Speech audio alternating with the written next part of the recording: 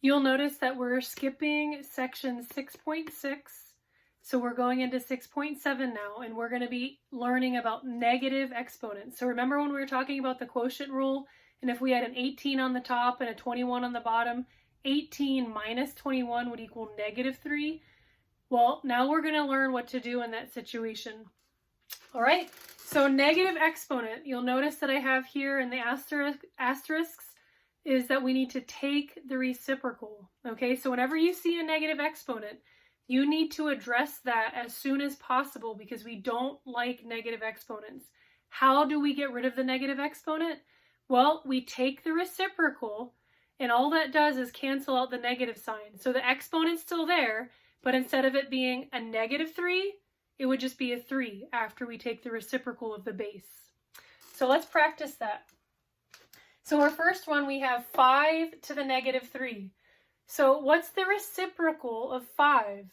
So remember, every whole number has an imaginary 1 underneath of it. So even though it's a whole number, it's still a fraction, an invisible fraction. So we could rewrite this as 1 over 5. And since that -3, the base is 5, wherever the base goes, that exponent goes with it. So the 3 is going to go with the 5, but because we took the reciprocal now, that canceled out that negative. So we no longer have that negative exponent. Now, because this is a digit, it is an actual number that we can calculate, we can go ahead and simplify this even further. So 5 times 5 times 5 is 125. So that would give us 1 over 125. So again, negative exponent, take the reciprocal. So let's try that again on this one. So this c to the -5 is on the bottom. So taking the reciprocal means that it's going to go to the top. So this would equal c to the 5th over 1. And if we know that if the denominator is 1, that we really don't need to show that. It's just equal c to the 5th. That's all you can do with that one. This is a variable, so we can't actually solve it or calculate it. All we're doing is simplifying the expression so that we don't have any negative exponents. So here, the 5 was on the top, so it went to the bottom. Over here, the c was on the bottom, so it went to the top. So whenever we're taking the reciprocal, wherever the base goes, so it's going to go from either the top to the bottom or the bottom to the top, the exponent is going to move with it, but as it moves, it's canceling out that negative sign. So let's try a fraction. So in this case, because this -2 is on this whole fraction, all we have to do is just flip that fraction and it gets rid of that -2. So it doesn't get rid of the -2, it gets rid of the negative on the 2. Make sure I make myself clear on that. So this is going to become 9 over 4, and all of that is now going to be squared. So because we flipped it, it got rid of that negative sign. So we still have the same base, but the base is now the reciprocal. These are numbers, so we can actually calculate them. So 9 times 9 is 81. 4 times 4 is 16.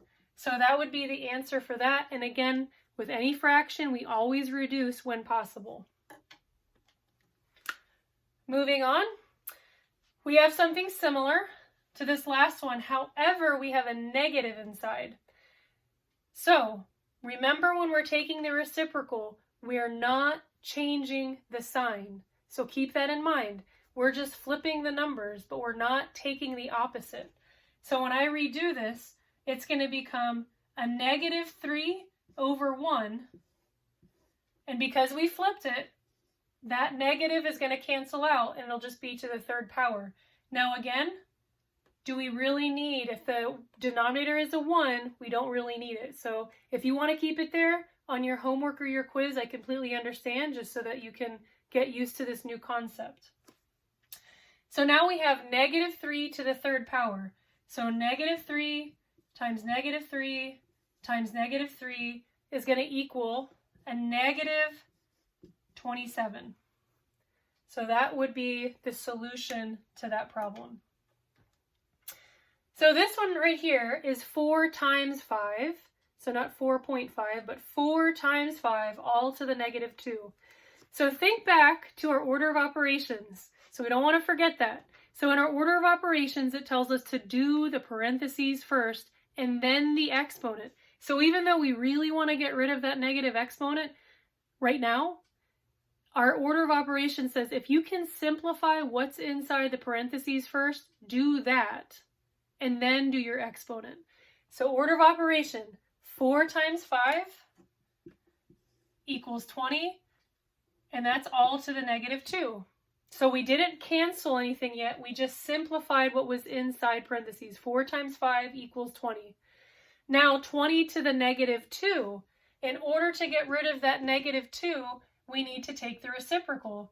So we're going to have 1 over 20, but instead of it being to the negative 2, it'll just be to the 2 now, with a power of 2. So 1 over 20 squared. Well, we can continue on. We can solve that. So 20 squared, 20 times 20 is 400. So 1 over 400. And the last example that I have up here is x third all to the negative 4th. Now there's 2 ways you can work through this problem, and either way will get you the same answer. So I'm going to try to do it both ways. So first, you can go ahead and just multiply those using your power rule. 3 times a negative 4 equals x to the negative 12, correct? 3 times negative 4 equals a negative 12. And then using our negative exponent rule, we know that we have to flip that. So instead of x to the negative 12 on the top, we're going to end up with 1 over x to the 12 on the bottom. So that's one way that you can do it. And that's probably the way that I would do it, but that doesn't mean it's the only way. So I'm going to come back here. If you wanted to, because this is a negative 4, if you wanted to, you could go ahead and use your negative exponent rule first instead of your power rule. So in that last way, we went ahead and used our power rule and multiplied the inside by the outside. But you can go ahead and do 1 over x to the 3 all to the 4. And because we took the reciprocal first, we used our negative exponent rule first, all of this just went to the bottom, and then we can use our power rule to go ahead and multiply 3 times 4, which would give us x to the 12. So either way, we're going to have 1 over x to the 12 for the solution to that. So this is just giving us a nice introduction to negative exponents and making sure how we're taking the reciprocal in different circumstances.